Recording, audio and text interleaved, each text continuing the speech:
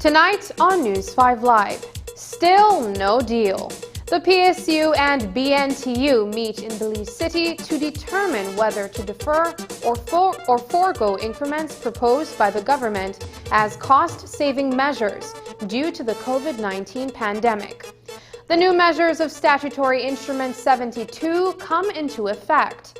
We'll have more on what you can and cannot do. 3 Mexicans placed under quarantine in Corozal escaped on Thursday night. The fishermen were detained in the Boca del Rio Reserve off the coast of San Pedro. And Guillermo Foreman is spending his 3rd night in police custody.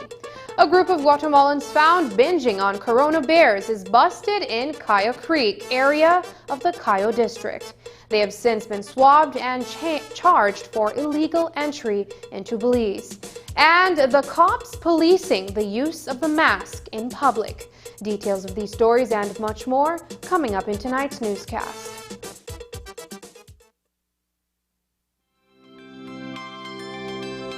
Smart está totalmente preparado para las demandas de nuestra red para facilitar a los que trabajan desde casa y para que los clientes continúen comunicando con amigos y familiares. Con todo el país recluidos en casa, nuestro equipo ha impulsado servicios y promociones más innovadores como nuestros datos dobles, junto con nuevas formas de comprar servicios móviles a través de nuestra aplicación y agentes en todo el país. Smart se enorgullece de tener personal dedicado trabajando desde casa, así como en el campo para mantener la comunicación continua. Nuestros clientes también pueden seguir nuestro gimnasio en línea, ciencia, comedia y otros grandes segmentos para permanecer activos en casa. Smart también ha patrocinado la línea directa gratuita del Ministerio de Salud. Además, obsequio a todo el personal médico de primera línea un número de prepago con tiempo aire de $50 para mantenerse en contacto en estos tiempos. Tenga por seguro que estamos con usted y busca más promociones semanales en SMS, voz y datos. Sea Smart y manténgase a salvo.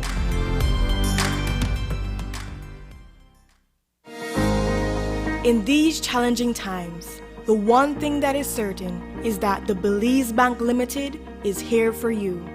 There is nothing more important than your health and safety, and we continue to make every effort to make banking safer for you. Our staff is working around the clock to make sure you can do your banking conveniently 24/7 using our mobile banking app and online banking and keeping ATMs up and running. We value your relationship with us and are here to provide the support you need. First responders are also out there 24/7. Thank you, healthcare workers, security forces, firefighters, caregivers. You are all appreciated. Stay safe.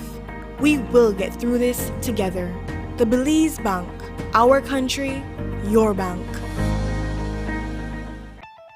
As stay-at-home orders will gradually loosen across the country and you slowly go back to doing what you do best, MacNav Visual has prepared a new lineup of COVID care products that can give employees and guests peace of mind with an extra layer of defense as they transition.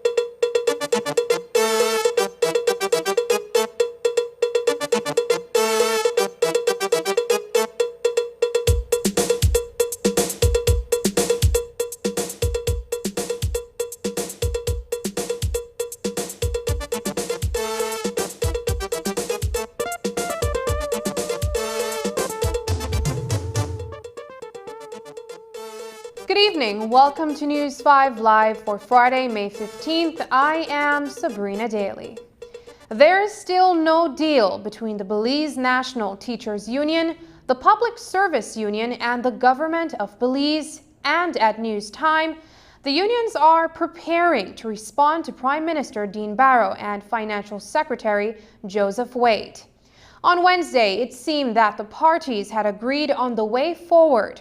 But on Thursday, the word "forgo" in the agreement did not meet the approval of the unions, which want to replace that with the word "defer" in respect of the increments that form a part of the proposed cost-saving measures. The union's final position is to reach the PM on Monday. The Barrow administration is proposing that the public sector and teachers forgo salary increments for fiscal year 2020 to 2021 until retirement, after the amount will be worked into their pension. The unions, however, want to defer their increments to a certain time. But Prime Minister Barrow is not budging. During a press conference on Thursday, the Prime Minister said that he believed that an agreement had been reached at the end of the meeting. National President of the BNTU, Senator Elena Smith, told News 5 that while there was a verbal discussion, there was no written agreement. In the meeting, we had those verbal discussions. There was no document prepared before the end of the meeting to say this is what we have and this is what it will look like. We were informed of what areas would be acceptable and what areas they wouldn't accept. And we were informed that they would be doing the wording of the agreement or of what we had agreed to in the meeting, and they would be sending that to us within the hour of the meeting, after the meeting was finished, within an hour. That was sent indeed within an hour, and so, but it wasn't something that in the meeting itself the wording was placed and read to us or given to us or shown to us while we were in the meeting. That was sent to us after the meeting. But the parameters, if you will, were agreed to what were discussed and presented to us in the meeting, and we had initially said that yes, we agreed with those. But we had to see the wording of the document to ensure that the wording matched what we agreed to in the meeting. Was the word "forgo" agreed to during verbal discussions? Well, there was some back and forth. I don't want to get into all of the details because, as I said, we want to get to our members first and we want to inform them of that. And so we have agreed that we would not be doing so until we reach our members. But there was discussion in the meeting with the words "defer" and "forgo." So we did have those discussions in the meeting. At this time, the BNTU is also speaking on behalf of the Public Service Union and sharing the same position. Quoting the Prime Minister's own words, Senator Elena Smith says that words have meaning, and the union is being very cautious as to what terms and conditions they agree to. As the Prime Minister said, words have meaning. And as unions having been in negotiations, well, a part of our role as unions is to negotiate. We do understand how those words and depending on how they are used can come back to haunt you. So for that reason, we wanted to ensure that the proper word was used. And that proper word would be "defer"? Well, we had our position and they had their position. So let's put it that way. But at the end of the day, the bottom line is that we wanted to ensure that our members would not be losing too much, if you will. And that was our goal. And I believe that if after we go through the document, if there is full agreement, then we would have achieved that goal. The Prime Minister says that the option to amend the public service regulations to give the minister the power to alter salaries is back in play. According to the PM, if the unions continue to play hardball, the regulations will be amended and the salaries will be altered. Senator Elena Smith says that she doesn't believe that the Prime Minister should resort to that move. When we left from that meeting, all sides left from the meeting, and when I say all sides, the three unions along with the government side, I believe we all left that meeting with an understanding that we had reached an agreement and that there was no need for the Prime Minister to then go to the position that he had to make amendments to the regulations. That is how we felt the meeting went, that we had reached a point where the threat of amending regulations was no longer needed or was no longer necessary. Are we back to square one? No, I don't think so. If that was what was placed out there yesterday, then I don't think that is an accurate position to have been placed out there, because we don't feel, we have not written to them. We responded to them indeed to say that we wanted to, or to say that we had suggested some changes, but nowhere in our response did we say to them that we did not agree with what was sent. We made some suggestions to them, hoping that they would agree to those suggestions. They have written back to us to say we are willing to accept some, but we can't accept all. And so we are now discussing the ones that they were not willing to accept, to see if it would make a difference if we accept what they have, or if it is that we must keep the wording that we prefer. And so that is where we are. So I don't believe that we are at a place where no agreement was reached, or we are back at square one. Do you believe that come Monday, when that letter is delivered to the PM and to the FinCEN, that there will be movement towards an agreement?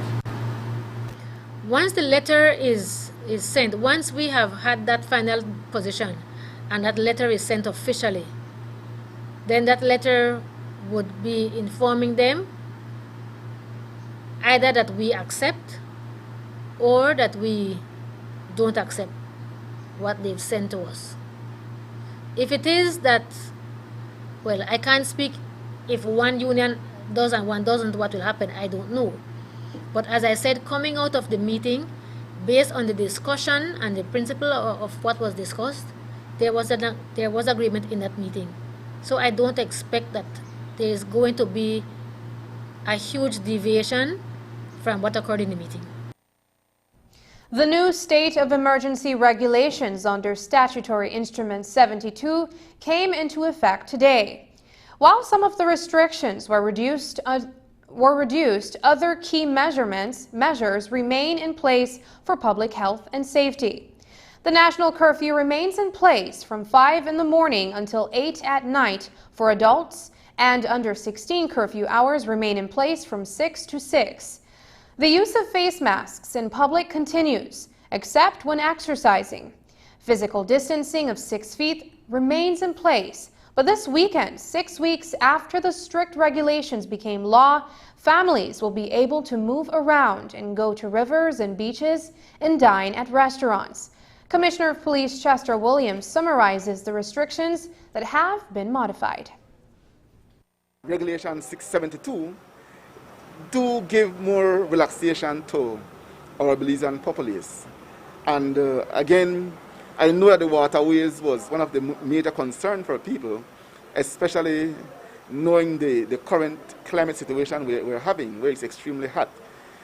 So now our Belizean people can now be comforted that they can now go to the waterways and enjoy it. But while you can enjoy it, there is still some restrictions that goes along with it. And some of those restrictions are that, one, you cannot have no kind of social activity alongside the waterway, which means you can't carry beer and go barbecue on the beach side or the river bank. You cannot do that. If it is that you are going to be in the sea or river or lagoon, you must maintain social distance from any other group that is not a part of your group. And once you're in the water or you're going into the water, you can take off your mask, and once you come out, you put on back your mask. If it is that you're going in a boat, the boat is limited to its seating capacity and nothing more. And again, most importantly, we ask that while you're in the waters to exercise your own precaution to preserve life. We don't want that people become too excited that they can now go into the river and the sea after a month and a half, and then we end up losing life due to drowning. So we ask that people exercise more precaution. Another relaxation is when it comes to exercising. You no longer have to exercise with masks. Once you're exercising, you can take off the mask so that you can breathe more properly. So again, that is good for those persons who do exercising. Restaurants are now allowed to dine, but again, 10 persons the most around a table, and there must be social distance. The churches are allowed to have 10 persons within the social distance, except for minors. They are not permitted. So there are a lot of relaxation, and I know that the Belizean people are clamoring for more, but I ask that we just take our time and drink our soup. We're getting there slowly. At least we're in a far better position than many of our counterparts around us. The ease of restrictions is because there is still no active case of COVID-19 in Belize tonight. Belize has passed its first wave of the disease, but the risk for positive cases remains high as the numbers continue to grow in neighboring countries. In fact, to our west, Guatemala has gone on a virtual lockdown for the next 3 days, given the increasing numbers of cases on that side of the border. In Quintana Roo, Mexico, 1,257 cases have been reported. Neighboring Oton P. Blanco, which includes Chetumal, reports 37 cases with 6 deaths. Locally, the Ministry of Health is conducting random testings on Tuesdays, Thursdays, and Saturdays. The Ministry of Health's latest COVID-19 infographics shows 1,274 tests done and 1,247 negatives, with 9 cases under investigation. But with no active cases and the relaxation of restrictions, the Director of Health Services, Dr. Marvin Manzanero, cautions the public to adhere to personal protection measures regardless of this relaxation. The major headache right now is people who are doing illegal crossings. I don't even think that the issue with the truckers is much of a problem, especially if they are just coming in without even really having human interaction and going back out. Not too concerned that a vehicle is necessarily going to bring the virus. It has to be more human-to-human contact. I can appreciate the concern.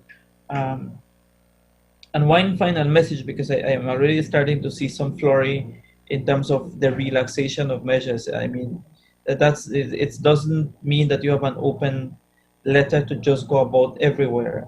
The same physical distancing measures that we have been highlighting for the last couple of months, those will remain. That becomes part of the new norm. It's still not an open book as far as we understand it for people to have parties and those big events. We are still not there yet. The 3 Mexican nationals who were placed in quarantine on Thursday have escaped from the facility.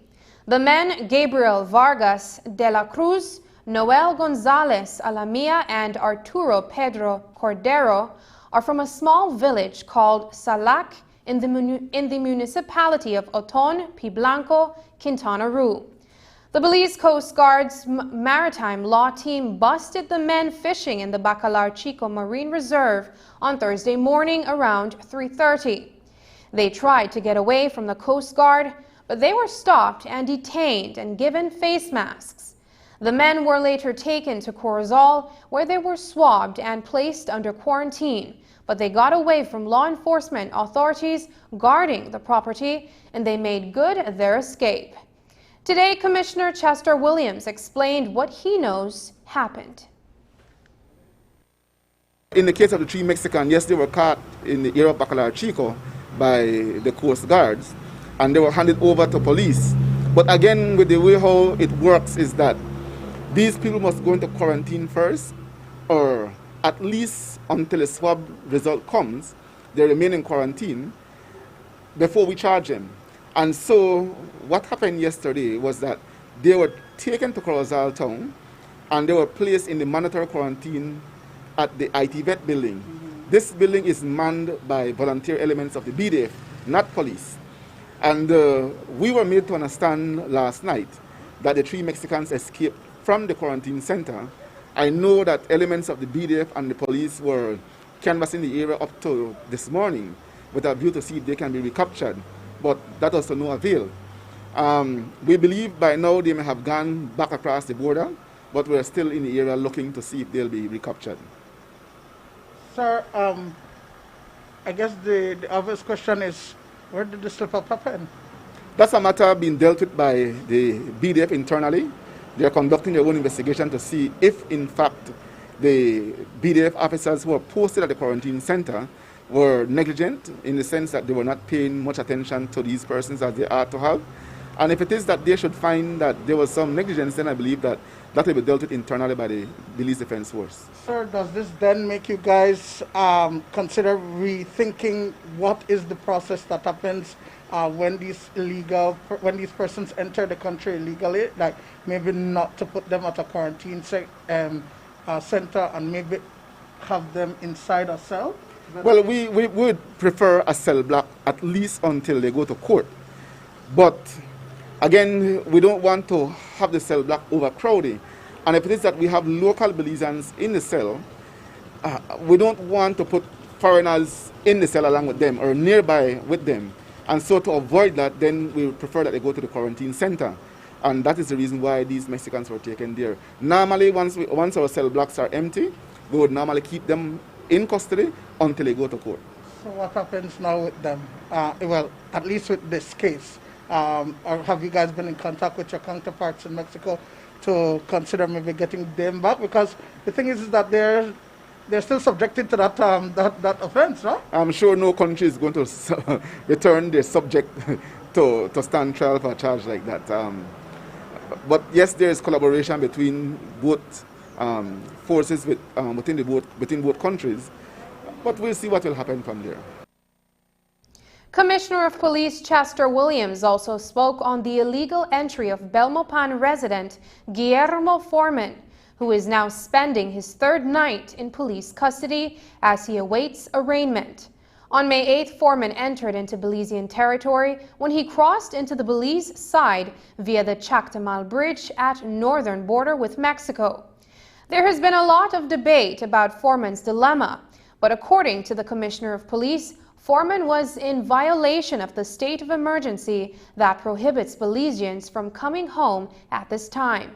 Williams says that they are awaiting the results of his COVID-19 test, and until then, Foreman continues to be in mandatory quarantine. Even though there may be some school of thought that between the Mexican immigration custom area and the Belize immigration custom area, that is no man's land. There is no man's land. Once you're on that bridge, you're either in Belize or Mexico. If you pass the halfway point towards Belize, you're in Belize. The halfway point toward Mexico, you're in Mexico. And so, Mr. Foreman being there was a violation of the law in that he had entered the country illegally. And again, we have to look at it from another standpoint, is that the border is closed. And it was made clear under what circumstances would Belizeans be allowed to enter the country. And so Mr. Foreman would have had to stay out there for a number of days until that policy would have changed. The time that he would be out there, he'll be open to the elements, he'll be open to the potential of becoming the victim of a crime, and several other things. And so now that he is in police custody, I believe by now he has been charged, or he either have been charged or is in quarantine. But if it is that he's in quarantine, then he will be charged after quarantine. If not, then he can be charged and then taken before the court. And depending on the court outcome, he can be remanded to prison if the court decides not to grant bail. Or if he's granted bail, then he will undergo the quarantine period before going home. Coming up, the Belize Chamber of Commerce chastises the unions over the proposed cost-saving measures. Hello, friends. I'm Dr. Bob Roberts with another 60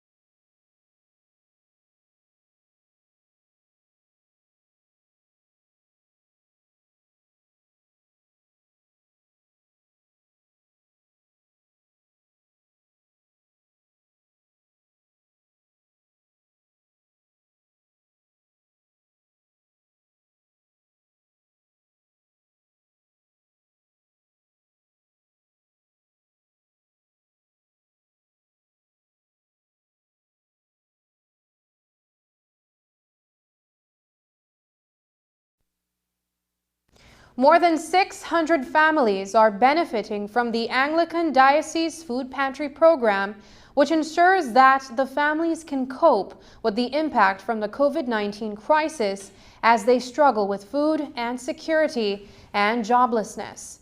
As we know, as many as 83,000 persons applied for unemployment relief from the government program, showing that a large segment of the population is in desperate need of support. Today, the diocese received a donation of $60,000 to be able to continue with the Mission Feed Belize program for at least another 3 months. The Diocese Outreach Commission reached out to the Lord Ashcroft COVID-19 Relief Fund Committee, which approved the contribution, noting that it shares the vision to assist marginalized families. The fund has been expanding support to numerous organizations at this difficult time, providing aid and meal assistance. On Thursday, Lord Ashcroft explained what motivated him to step up. Once it was obvious that the nation was going to have to prepare itself and would run into some problems in financing, finding equipment, so on and so forth, that I felt that people who could contribute financially, those that had the wealth to be able to do something, should step forward. So that was the motivation, and I hoped that other wealthy families in Belize would equally step forward and be able to assist as much as they can, and many of them, and some of them have, to various degrees that they're able to. So that was just a gesture at that particular point. And it's been I'm very pleased at the ability to be able to help, not just on medical supplies, but on food. Lyndon Giuseppe, chairman of the Lord Ashcroft COVID-19 Relief Fund, made the contribution to Bishop Philip Wright and Jeffrey Locke, chairman of the Anglican Cathedral College. The Belize Chamber of Commerce and Industry today weighed in on the impasse between the government and the unions.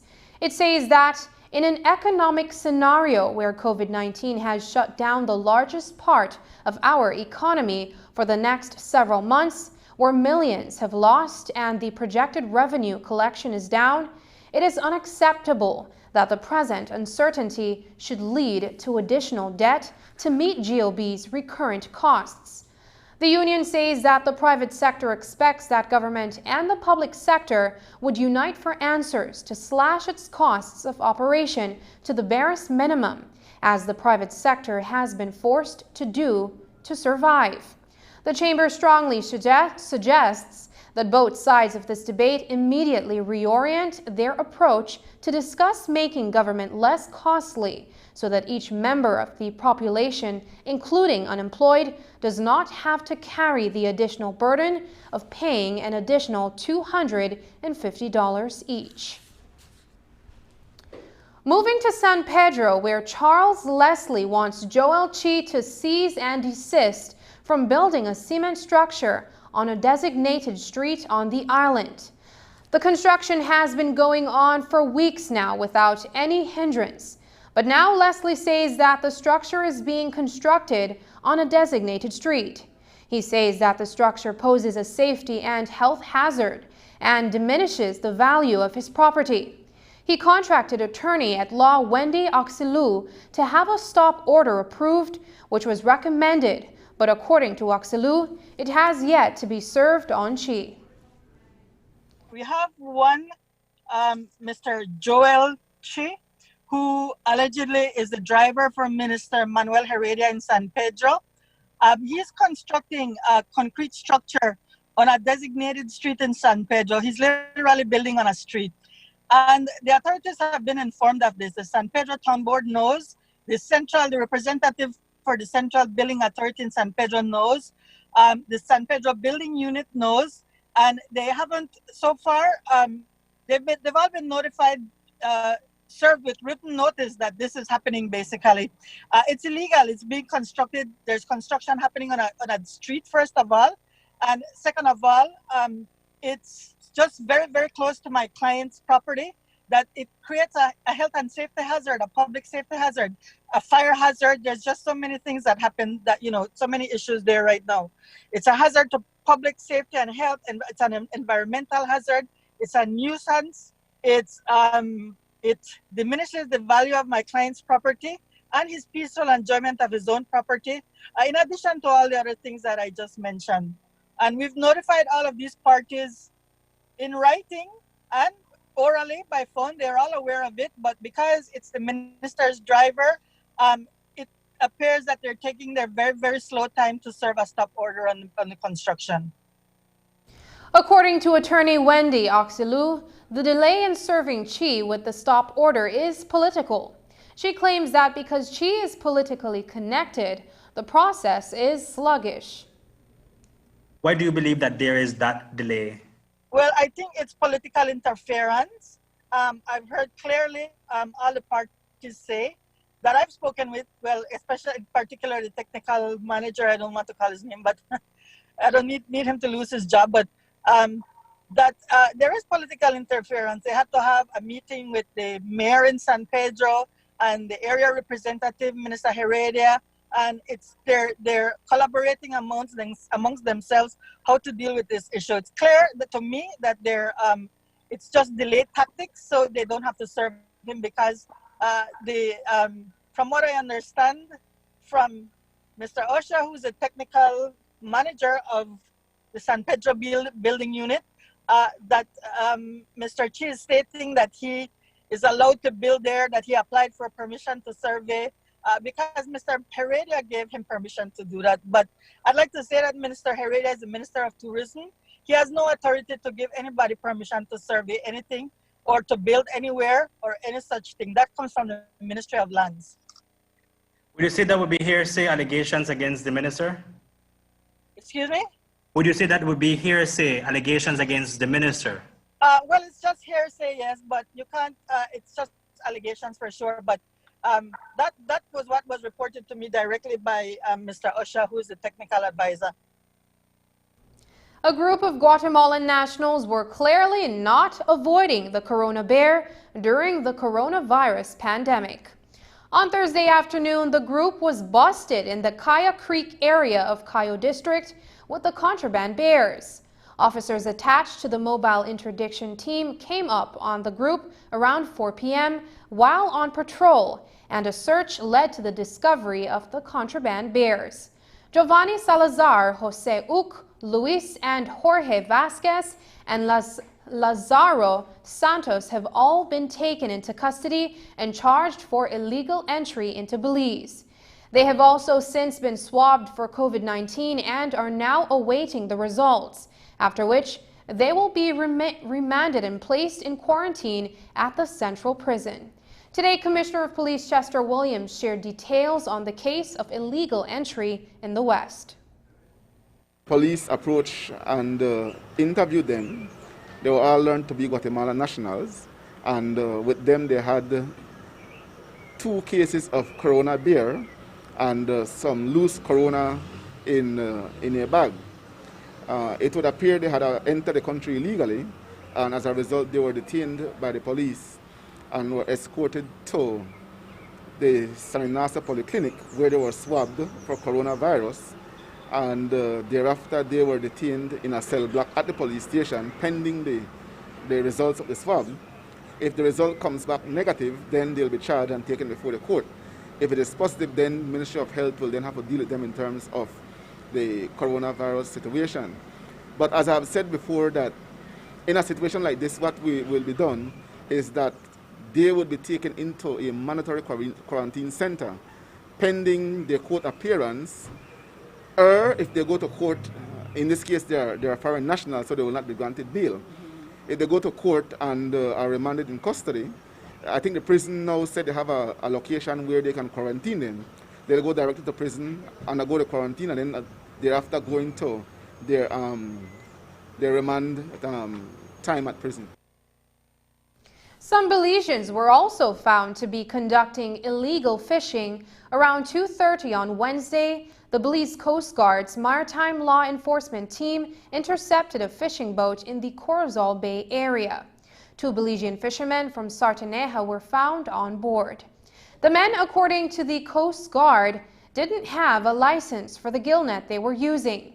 They were detained and handed over to police in Corozal, where they are expected to be charged for operating without a valid gillnet license, violation of curfew law, and failure to wear a face mask while out in public.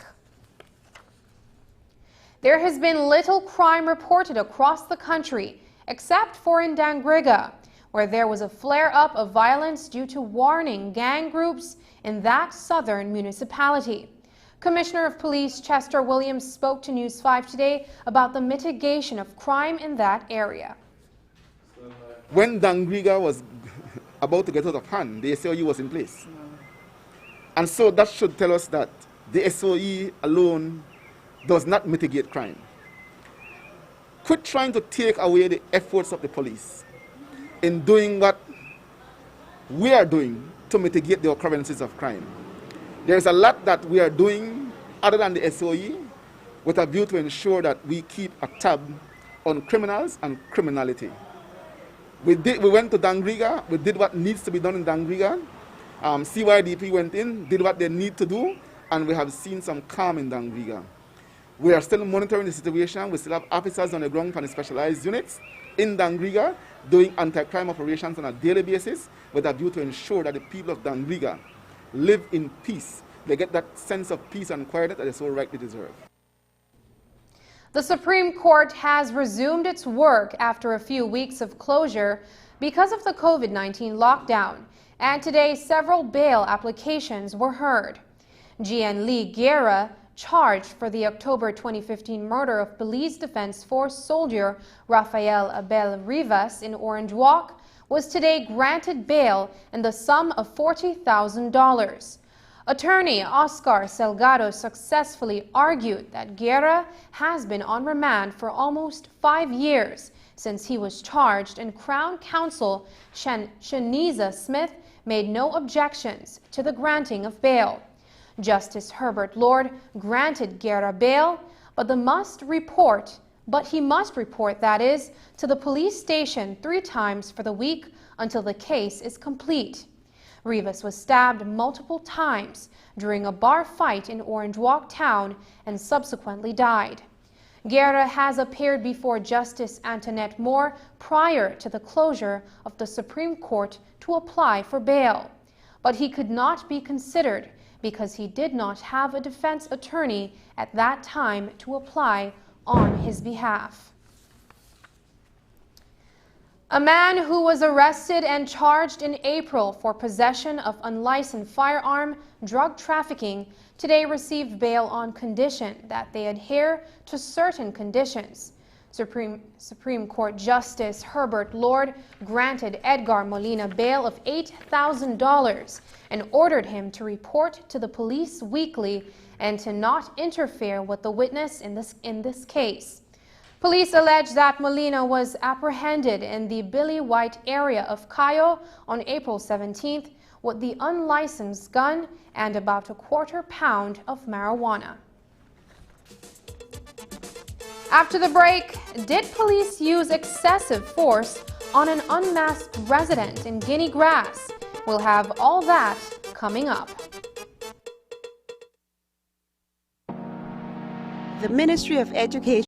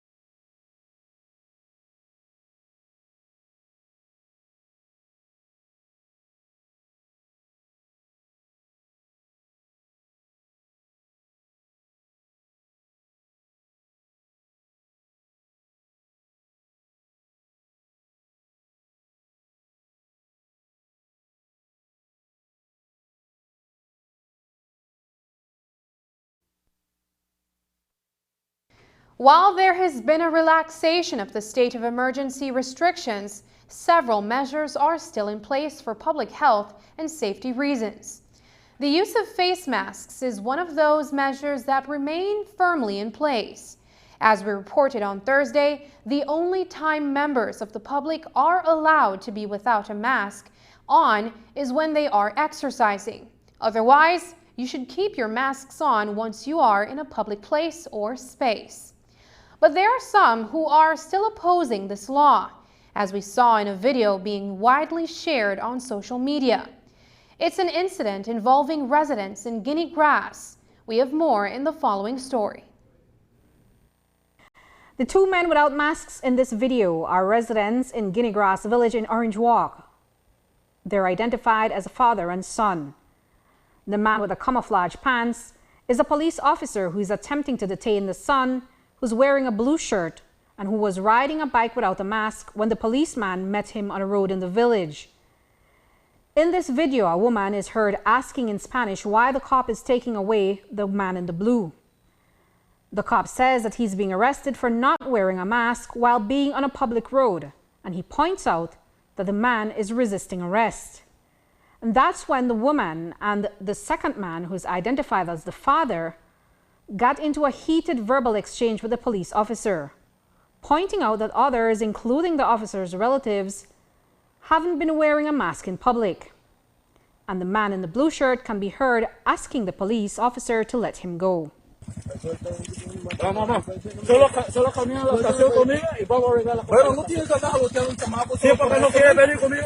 The verbal exchange escalated from there with profanities as the father identified his son and states that he doesn't like how his son is being treated by the police.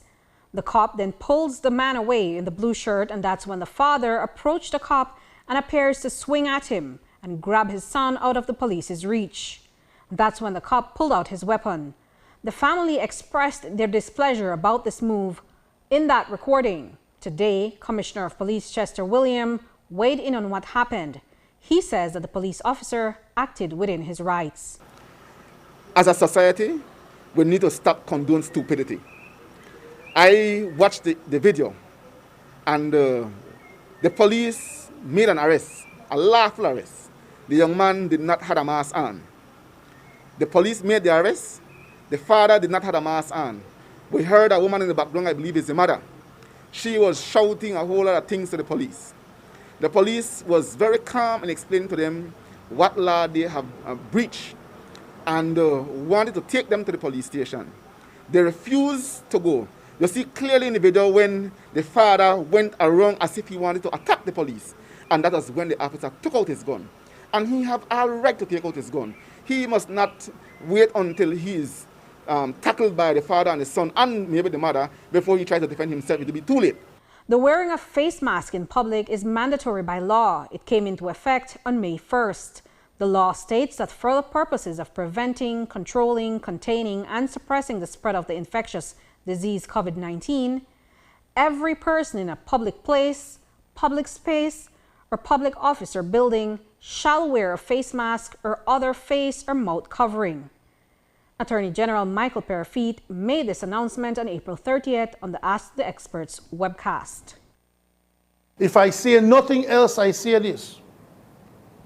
For the next 2 months, everybody who is in public, everybody who if you left your house, you must leave your house with a mask on. You will not be allowed to be on the street or walk into any approved business if you don't have a mask on. So if you don't have a mask on and you're on the street, you will be committing an offense. Ladies and gentlemen, because we are freeing up it a little bit more, it is now a requirement for every soul in this country. When you leave your house, you must wear a mask. And according to the Commissioner of Police, that law must not be breached by anyone. And so in this case, the two men without face masks will be charged. The woman who doesn't appear on camera will also be slapped with another charge. I have directed the police to charge the father and the son for failure to wearing the mask and resisting arrest, and the mother will be charged for obstruction. And that's it. The law relating to the COVID-19 is a very serious one. It was put in place to ensure the protection of all of us. If the officer sees an infraction, it is his duty to make right on that infraction. If he chooses to speak to someone about it, then I don't have an issue. But I have said, though, that while certain discretion can be exercised, we cannot be too discretionary because nobody is going to take us seriously. Nobody will want to obey the law, and then we're going to go right back to where we came from. The officer was in his right, and I stand behind him 110%. Reporting for News 5, I'm Andrea Polanco. As you heard, not adhering to the use of the mask is getting people in plenty of trouble with the law. In a light moment during the Prime Minister's virtual press conference on Thursday, he was reminded of this regulation. The PM explained why he was not using one. I noticed that you don't have on the mask again. Is there any relaxing of that measure? I don't have on the mask? That everybody, will everybody still be asked going forward to wear the mask in public and so on?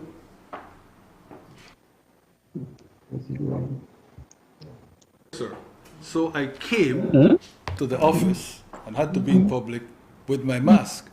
I took off the mask for purposes of speaking to you because it's a little bit of a hindrance and everybody else in the room has on a mask. So please don't misinterpret the fact that I'm not wearing it. It's just because I'm protected since everybody else is wearing one.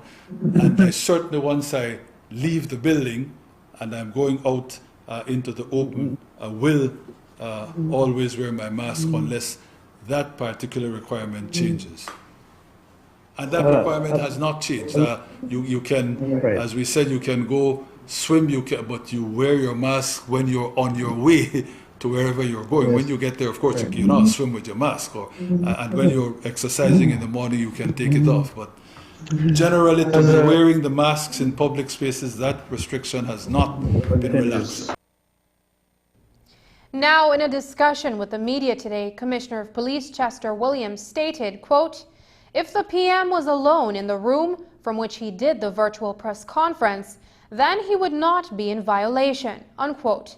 But it is known that some 5 other persons were inside the room during the virtual press conference. We note that these persons were wearing face masks. Belizean students who are stuck in other countries due to COVID-19 are encouraged to write to the Ministry of Foreign Affairs if they want to return home. While borders remain closed, plans are being worked out for students to make their way back to the country.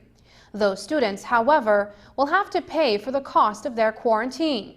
As for Belizeans working for cruise lines such as Royal Caribbean and Carnival, Prime Minister Dean Barrow says that the CARICOM General Council concluded that it is the responsibility of cruise lines to pay the quarantine costs for any Caribbean nationals that they can succeed in repatriating. I think it was Carnival that said they would hope that the government can excuse them from bearing that burden for the quarantining of the crew members they would repatriate, but a similar response from Royal Caribbean Cruise Lines. Remember that, so far as I know, Norwegian up to this point in time has not even asked. But what is important in the context of your particular question and this discussion is the following. CARICOM had a meeting, I think, on Monday or Tuesday. And the CARICOM position is that, in fact, several preconditions would have to obtain before Caribbean governments ought to accept the repatriation of Caribbean nationals that currently are crew members of the cruise lines. As for city and town councils, the Prime Minister Dean Barrow says that they need to figure a way out how they rebound from COVID-19. Municipal leaders have been asking central government to act as a guarantor for an overdraft facility, which mayors say they need in order to mitigate the financial blows of COVID-19. PM Barrow said on Thursday that won't be possible. They have approached the banks on the basis that government is to guarantee their overdraft. I'm very sorry, but we can't. You're talking about overdraft facilities. It's not even a long-term loan that with some grace period that we could perhaps have a hope of seeing the municipalities begin to repay on themselves and so sparing government from having to find money that it does not have and cannot find. You're talking about overdraft facilities, a continuing thing. Where on earth? That's as good as asking government to find the money and give it to them. And we wish we could, but we can't. I'm sorry. When we come back, the president of the BNTU thanks teachers for the hard work they do.